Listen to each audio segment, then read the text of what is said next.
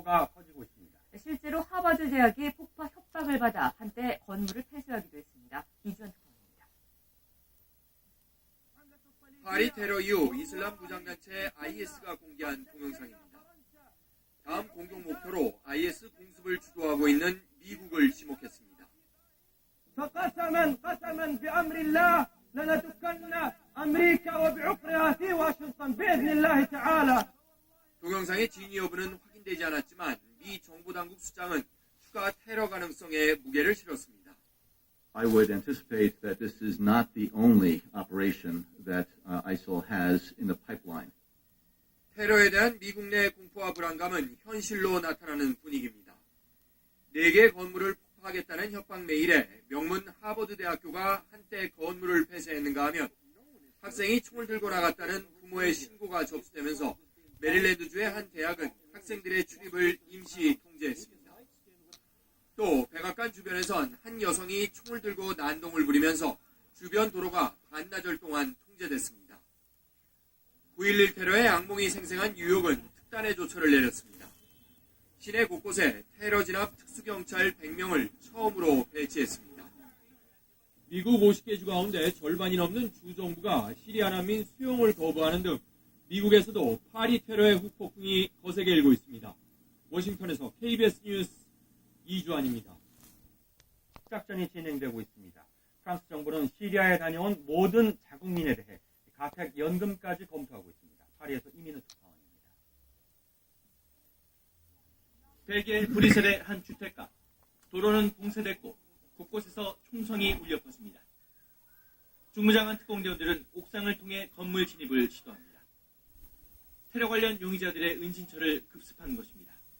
프랑스도 이틀째 대대적인 검거 작전을 펼쳐 밤새 120여 곳을 급습했습니다.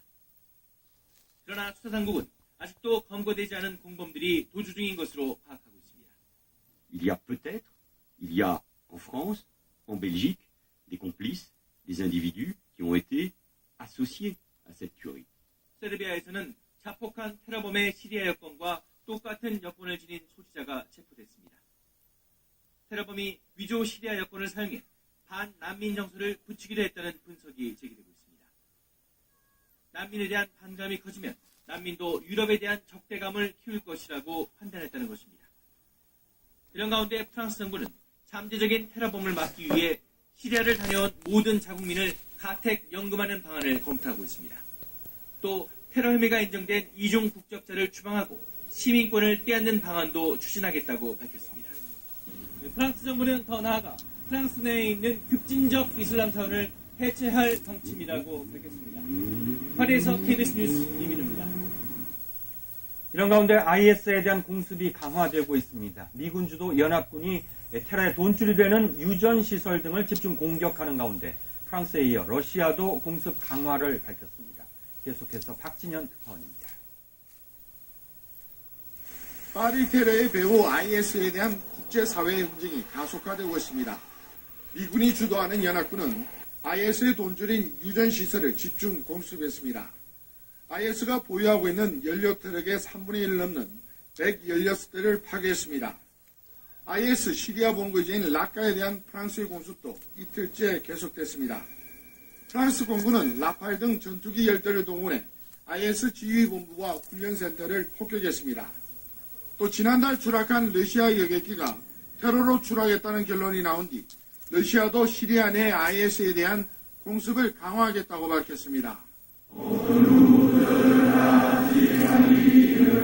앞서 올랑드 프랑스 대통령은 미국과 러시아가 IS와의 전쟁에 힘을 합쳐달라고 호소했습니다. 또 단호한 의조로 테러를 뿌리 뽑겠다며 국가 비상사태를 3개월 연장하기 위해 의회와 협의하겠다고 밝혔습니다. La nécessité de détruire Daesh constitue un sujet qui concerne toute la communauté internationale. 올랑드 대통령은 특히 유엔 안보리 개최를 요구하고 조만간 오바마 대통령과 푸틴 대통령을 만날 것이라고 밝혀 테러에 대한 국제사회 공조도 속도를 낼 것으로 보입니다. 파리에서 KBS 뉴스 박진현입니다. IS가 한국을 공격할 가능성을 배제할 수 없다.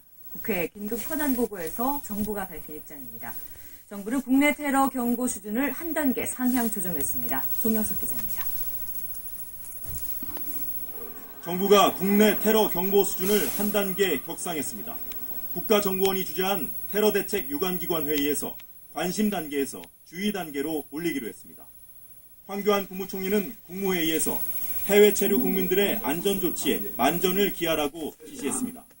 국내 주요 시설과 외교 공간에 대한 연계와 출입국 관리를 강화하고 테러 방지 관련법과 제도도 보완하라고 주문했습니다.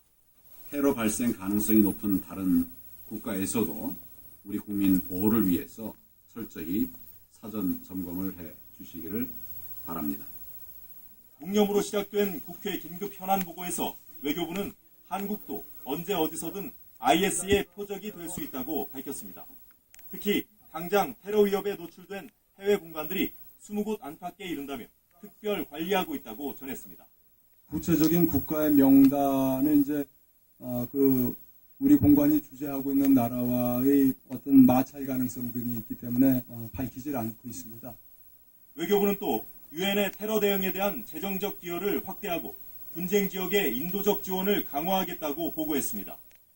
외교부는 미국 등 관련국들을 통해 IS에 가담한 김모군의 생사 여부 파악에 나섰지만 확인하지 못했다며 제2의 김군이 나오는 걸 방지하기 위해 인터넷에서 IS 정보를 차단하겠다고 밝혔습니다. KBS 뉴스 송영석입니다. 새누리당 원유철 원내대표법 논의를 거부해왔지만 최근 파리 테러를 계기로 논의에 참여하기로 한 것으로 알려졌습니다.